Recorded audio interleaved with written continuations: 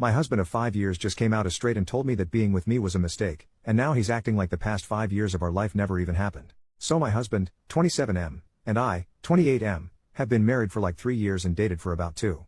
In total, 5 years of a gay relationship. We're two men, have always been two men, and I don't think that's going to change anytime soon. My husband and I have had a rather healthy relationship for the most part. Of course we have minor arguments every now and then, but what relationship is perfect? In the end we always resolve them and our affection would continue as normal. This is kind of why I'm really confused by what's going on with us. Why now? I'm a Christian. I know a lot of people don't like the idea of that, but gay Christians do exist. My husband was agnostic, not necessarily an atheist, just wasn't completely on board with any religion. And that's fine, I would have supported him if he found peace in literally anything. He didn't need to become a Christian, and honestly, as selfish as this sounds, I wish he didn't. I know this makes me sound like a terrible person, but he changed so drastically afterwards and I miss the man he used to be. It was a slow start. He asked me about verses from the Bible, we went to church, he even fasted for Lent. Christmas this year was much more than just presents, and I was happy that I had this piece of me to share with him now. I was raised religious and struggled with my identity. If it weren't for other queer Christians, I would have left Christianity. I was glad that I still had these things we could bond over, but it kept ramping up. All of a sudden, he's going to church more than I am, which is perfectly fine, is always carrying a Bible with him, and will randomly cite a verse when we're having political discussions. I've noticed his views have started to shift towards the right as well, and recently retweeted someone saying your body, my choice. You're a twink, women's reproductive rights don't concern you in the slightest? It kept ramping up. He started agreeing with the whole LGB minus the T crowd, and started spewing harmful rhetoric about drag queens as if we aren't friends with a bunch of them. When I told him that drag queens are much less likely to harm children than some pastors, he lost his shit saying I was a heathen and that his friends were right. This is the part that caught my attention. What friends? I asked him what he meant by that, and he started backtracking and just said he was tired and that we should go to bed. I was tired, and arguing didn't seem like it'd do us any good right now, so I put a pin in it and we got ready for bed. Our room has a bathroom connected, and usually we keep the door open. He takes a shower and makes sure to lock it, which was weird but I didn't say anything about it. If he wants to set this boundary down that's fine, but he could at least communicate it, you know? The next day is a Sunday, and he's already out of bed and I'm assuming at church. I get up and got ready, but once I arrived I realized he wasn't there. That confused me, so after the service I called him asking him where he was. He tells me he's in church, but I told him I was here too and didn't see him. He clarifies he means the other church. I'm not going to say the denomination because I don't want to cause any arguments. This was news to me, especially because he never brought it up and still carried our Bible. I told him to send me the address and I'll pick him up so we can get brunch, but he tells me that he doesn't want his friends seeing me. That hurt. I asked him if we could at least meet up and he said he'll see me at home.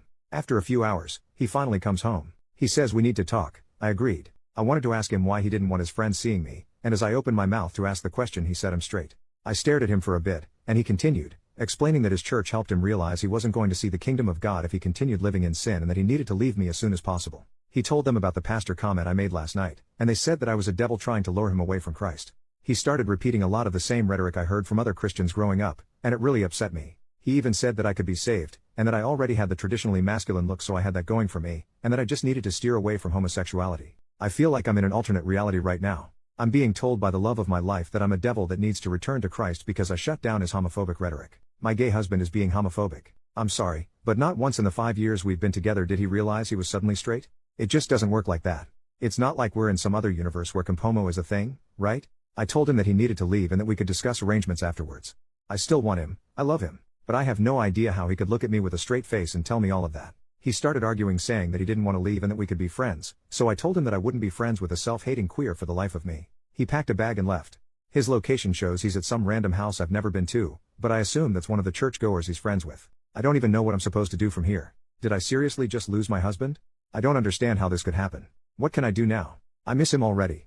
Update, 5 days later. Thank you to everyone who gave me genuine advice on my last post. I'll quickly answer some common questions. No, he does not have a family history of bipolar disorder or any other mental health disorder that would cause sharp changes.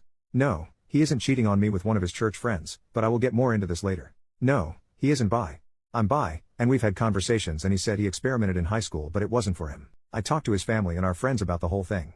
I explained we were separating because of his newfound faith and how he's acting. I told them about the shit he said and they're all worried for me. I don't think that I'm in any sort of danger, honestly. I did talk to my church about this, and they told me that the church he's attending is notorious for this sort of thing. One of them will show up after a service and wait outside, and if someone is walking out alone they'll come up to them and start chatting. They'll pretend they go here until they've talked to the person enough times to invite them to their church. Apparently he was attending my church even on days where I wasn't, so he was alone a lot. It's really f***ing predatory and it low-key pisses me off that he was enjoying my church and it led to him being taken away from me. I've had limited contact with him in the past few days. He came over last night, saying he needed to talk to me. He didn't appreciate me contacting his parents, and assured me that he is fine mentally. I wanted to start asking all the questions I've come up with since he left, but I didn't want to overwhelm him. I know he didn't cheat on me because that was the first question I asked. More so, are you leaving me because there's somebody else? His response was that he didn't want to leave me, but living in sin wasn't what he wanted anymore. How did he figure this out, you ask? After grilling him for an explanation, he finally admitted that he tried to cheat. The guy who kept coming to my church and basically recruited him was apparently so attractive that he would listen to anything he said. So he tried to cheat, failed, and went the full 180 and has decided being gay is the ultimate sin.